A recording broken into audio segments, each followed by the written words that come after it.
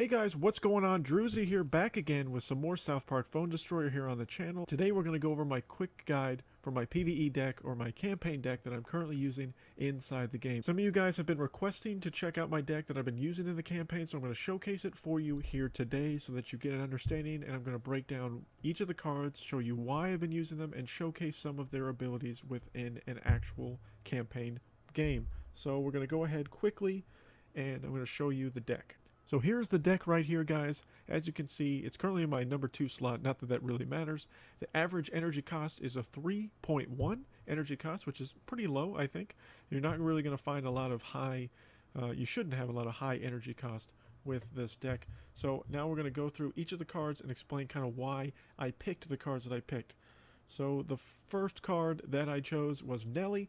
And I chose Nelly for one big reason, because of her area damage that she does, a spinning attack on area hit. She also has a pretty high amount of health. I have her to level 2, and a couple upgrades into level 2 as well. So she's got pretty decent health, over 229 damage currently at the moment. I could increase that hopefully with my next upgrade.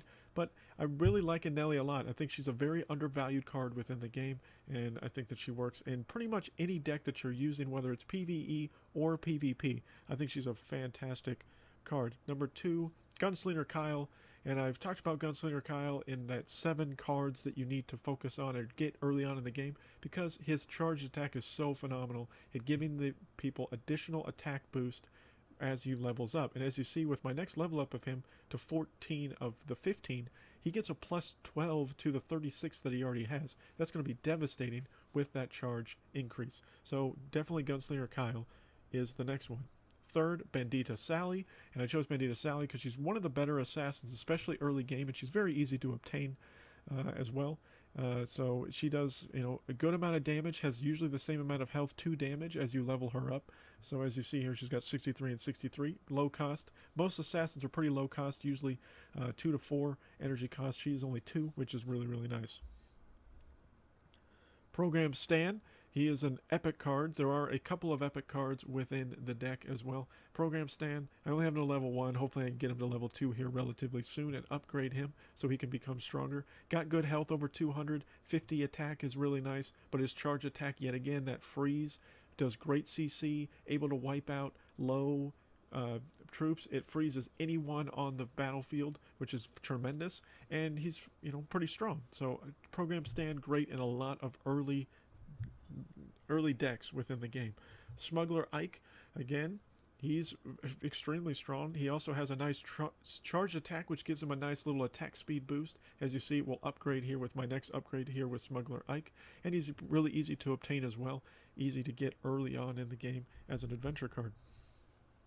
Sheriff Cartman is number 6 on the list because, again, he's easy to obtain, and he's very strong. His charged ability, where he damages nearby enemies with his bullet tantrum, so he just basically spins around in circles shooting bullets everywhere with his 2 pistols that he has on him, and it does really good damage. It can attack both air and ground units, which is huge, that to be able to have that extra air support as far as doing damage to air troops, and Sheriff Cartman does a great job of that. And he's got pretty good health for a tank at 451, and decent attack at only 19. Dog Poo, one of the best epic cards in the game right now, especially early game. He's also really, really nice because it's a neutral card, so it doesn't count against you as far as your 2 different type minimum that you have per deck, which currently I'm using Adventure and Sci-Fi in this deck. Dog Poo as a neutral card, as an epic card, he has very strong damage at 82 right now, and as you can see with my next upgrade, that would go up again. Good health as well, 250, low cost, only 3 energy. He is phenomenal. He's a great fighter card. If you have the ability to obtain Dog Poo, get him. I got Dog Poo through a random free pack that I obtained through the random 4-hour free packs. So, get Dog Poo if you get lucky enough to get him, and use him in pretty much any and all decks that you have, because he's probably the best epic card currently in the game. Calamity Heidi. Calamity Heidi, she's hit and miss with this deck. She's not necessary, but she's pretty strong for a level 2 fighter. She's a common card, so she's easy to obtain. She has decent attack, decent health, and the 2 energy cost, she just has good sustainability for a low cost energy card, which is the main reason why I use her in a deck. She's one card I would highly suggest you focus on early on in your leveling gameplay because she can be utilized in so many decks. Granted, you need adventure cards to utilize her, but she's very versatile if you're using adventure cards within your deck. Nathan, again, a great neutral card. He's a rare. He's ranged. He does CC explosion with his bombs that he throws, which is really nice. Decent health for a ranged character at 100 currently at my current leveling. And then he's got decent attack as well at 36. So obviously as I continue to upgrade him, those will get better. I love Nathan, and I have Nathan in every deck that I have. I think he's one of the more valuable rare cards within the game, and I think he's going to be a valuable card throughout the course of this game, unless there's a few things that are going to be superior to him. As of right now, I'd suggest putting Nathan in every deck you have. Yes, 4 energy is kind of a high cost, but again, range cards tend to have a little bit higher cost in as far as to cast them. There's usually 3 to 4 is the average for most range cards. You're not going to find a 2 range card generally. At least I haven't found one yet. So at a 4 with his CC ability with his attack, he's just a very valuable card to have. Gizmo Ike. I'm going to do a video on Gizmo Ike because he is the best assassin in the game in my opinion. And again, I will do a video on that hopefully later this week, if not early next week. The Gizmo Ike, his charged ability that he splits into more than one Gizmo Ike is so good. That way you get double that health, double that damage through multiple little Ikes that he spawns, and I will showcase how to utilize Gizmo Ike in the Gizmo Ike video that I'm going to make and other things like that. He's just so good. If you can get Gizmo Ike and you're using a sci-fi deck or anything like that, he should be a must in your deck. Yes, he's a little bit higher cost with the assassin at a 3 energy cost, but he's so worth it, trust me. If you haven't utilized him in a deck and you have him, do. You won't regret it, I promise you that. Barrel Dougie. Barrel Dougie is not necessarily needed in a campaign style deck because again he has a headhunter ability, which means he will go for the leader. If you don't have a leader on the field, he's not as useful. I mostly use him in the PVE style deck for late game against the leader, obviously, to do that extra little bit of damage and get ahead of the curve. You don't need Barrel Dougie. He's very replaceable. He's probably the one card in this deck that's easily could be anything else. It could be another ranged card would probably be my suggestion based on how I built the deck. But I like Barrel Dougie in certain situations, especially in the higher difficulties later on in the campaign where you're fighting some very strong leaders. And he can just do a lot of damage and you're going to get some energy increase throughout the course of the campaign fight. So he just can provide a lot of value being able to poke that headhunter and kill him very quickly. And then Arrow Storm is my one spell that I have in this deck, and it is the strongest spell in the game, like without question. I just unlocked it just a few days ago and loving it. It's been used against me a lot in PvP and decimated me. I mean 112 damage on anything on all enemies, both air, ground, doesn't matter. That's huge. That can kill a bunch of assassins, a bunch of spawn troops, all that kind of stuff. It just does so much damage. It's so good. Arrow Storm, if you have it as an epic card, put it in every deck again because although it is an adventure card, if you're using adventure cards, use Arrow Storm. You won't regret that either. So that's the 12 cards, guys. That's all of them throughout the deck. Again, out of all of these cards, the only one I would suggest to utilize would be Barrel Dougie. And I mean, my suggestions as far as the cards that I have, maybe Captain Wendy as a range card. Like I said, she just does, her charge attack is really good. It shoots the 3 closest enemies to her. So if you have a bunch of assassins or a bunch of smaller troops coming at your leader in a big PvE fight, the fact that you can use her, just save her charge attack for the right moment. Don't waste it. That would be the one suggestion if you're going to put Captain Wendy in your deck. She doesn't do a devastating amount of damage at 23, but she's still pretty good. She's easy to obtain because she's a rare card and she's an adventure card, so pretty much everyone should have obtained her. So that would be my big suggestion if you're not, instead of Barrel Dougie. Storyteller Jimmy, who is a fighter card, a pretty strong fighter card, lowers the amount of enemy damage done to them. He also is an epic, so he might be a little bit harder to obtain. But he's got good health, he's got good damage for an epic card. So those would probably be my front runners, I guess, to replace Barrel Dougie. I'm going to put Barrel Dougie back in the deck so that I can showcase the deck a little bit here in the video. But that would be my suggestion. At least 2 suggestions easily to make to replace them. Hook Hand Clyde down on the bottom left would be maybe another one. Or, I mean, maybe Outlaw Tweak or something like that. There might be a couple of cards within maybe Marine Craig, Warrior, Space Warrior token. But trying to keep the deck as cheaper as possible. So Barrel Dougie, definitely replaceable, but still very, very strong and viable. But we're going to go ahead and quickly load up a PvE match so I can show you kind of in the campaign how to utilize the deck to your advantage. Alright guys, so here we go. We have loaded the matchup.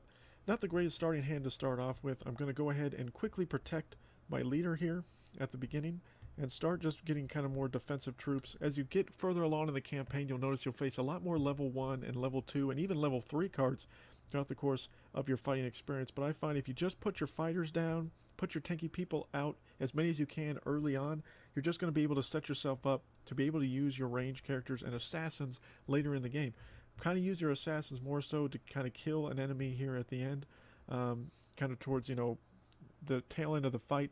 Try to utilize and save those for later. Don't use Arrow Storm would be my big suggestion. Only use Arrow Storm if you absolutely need to. Don't waste it because of the expensive energy cost at 4, so I would highly suggest to not waste it. So I'm going to get some range down here because I have so many tanks and so many fighters now out with Cartman as my tank. I got Dogpoo, Nelly, and Calamity Heidi out. So I'm just able to soak up a lot of damage with this ability. I'm going to use Cartman to try to take out Enforcer Jimmy over there. That's able to work. Now I'm going to use Kyle's ability here to boost my damage output right before the leader comes out, which is going to be Poseidon Stan in this fight. And then I'm going to start Gizmo Ike, and I'm going to show you kind of why you always save Gizmo Ike for the end of the fight. And you put Gizmo Ike far back in the back as far as you can and watch him just charge forward, and he's just going to do a ton of damage. I'm actually going to cast out Barrel Dougie as well because I've still got Cartman out here to tank for me. I've got 2 ranged enemies with Nathan and Kyle, so that should be enough to stop Poseidon Ike. So Ike is up there and it's over. Match is over. Very quick, very easy. And this was kind of a medium difficulty as far as the missions will go. I'll kind of maybe do a much more quicker, much more difficult fight to kind of showcase the build a little bit better. You know what, I'm going to use a 2 thing. Oh, look at that. I was able to get some gold out of it, so that was kind of worth it. Get some more gold. I'm not going to level up any cards right now. I'm just going to go and do a more difficult fight here to kind of showcase the build a little bit better. I'll showcase it against a leader. So I'm going to showcase it on a main boss leader to kind of show some in and outs with the deck as well to kind of make it easier, make you be able to play the deck hopefully a little bit better in the later parts of the story mode when the enemies get much more difficult. So this is going to be against, I believe, Ninju Kyle, and as you see here, a lot of level 2s. I'm going to put Nelly down in between these 2 enemies to kind of take them out. I'm going to put Dogpoo over here on the side to take out the ranged enemy there on the outside. So I'm going to wait till these rats come up here before I use Cartman's ability to wipe out all of those little tiny minions. And I'm going to start Nathan here in the back. Now again, be careful at times in PvE that there will be enemies that may spawn behind your character. That's why I like people like Calamity Heidi or an assassin to keep them kind of in my deck. Don't worry about just putting in all your cards as quickly as humanly possible. Just be sparingly with it. Don't worry about your energy meter as much, but make sure you have some energy in case you're going to need it, especially against the leader towards the end, because if you just waste all your energy by getting all your troops out, it could leave you at a disadvantage at protecting your leader yourself towards the end of a fight. I'm going to go ahead and get Calamity Heidi out. I'm probably going to get Program Stan out as well. Oh, I'm not able to put him out because Stan is on the field. So I'm going to use Ike over here to take out Stan so I can get Program Stan out because I really want his freeze ability to help me out a lot. Okay, now that Stan is dead, I can play Program Stan. And I'm going to showcase Arrow Storm. I wouldn't suggest necessarily to always use it in this situation, but that's a lot of enemies on the field. And just look at how well Arrow Storm does. It just takes so many of those enemies out to give me the advantage. Now with Program Stan, I freeze, and all those enemies are now eliminated. I'm going to put Cartman back out because I need that ability to have some more sustain. And if I can get Nelly out, she would be huge against all these little rats right here with her CC ability. And there we go. Nelly's just picking away at him, knocking back Butters, and able to wipe all that out. So now we're here with Kyle. So now we've got to fight Kyle. And as Kyle, he's going to cast out multiple different enemies at us. So we're going to have to be cautious with that. I'm going to start Gizmo Ike because I'm going to need his damage output.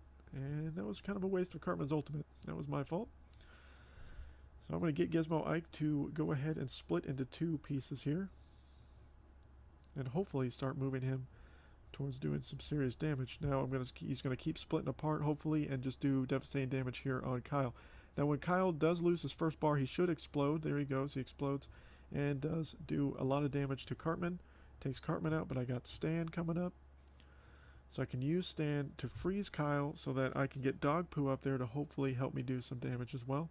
Unfortunately, I'm not able to use my Gunslinger Kyle in this fight because I'm fighting against Kyle. So when you're fighting against a leader or an enemy that is actually the same person as your card, you can't use that card.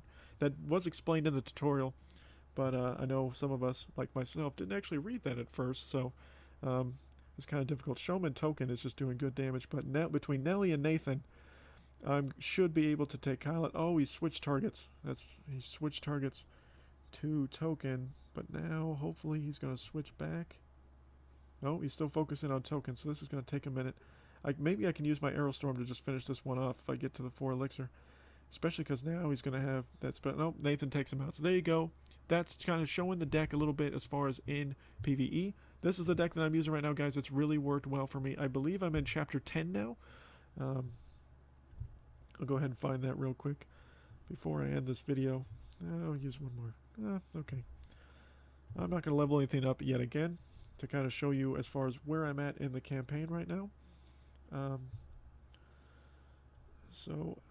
Oh, I need to go the right way. So I'm in episode 10 right now on level 48. I wasn't able to beat 48 with this deck yet because a lot of the enemies I'm fighting against are level 3s, level 3s and level 4s. So I need to level up my cards some more to be able to advance further on in the campaign mode. But this deck has worked really, really well. I hope this helped you guys out as far as some cards that I'm suggesting for a good PvE deck for a lot of the starter people that can be used in the first, probably 6 or 7 episodes and beyond. As you see, I've made it all the way to episode 10 with it. I use the same deck in PvP, and I will update and talk about my PvP guide in a future video as well here on the channel. But until next time, guys, my name is Drewzy.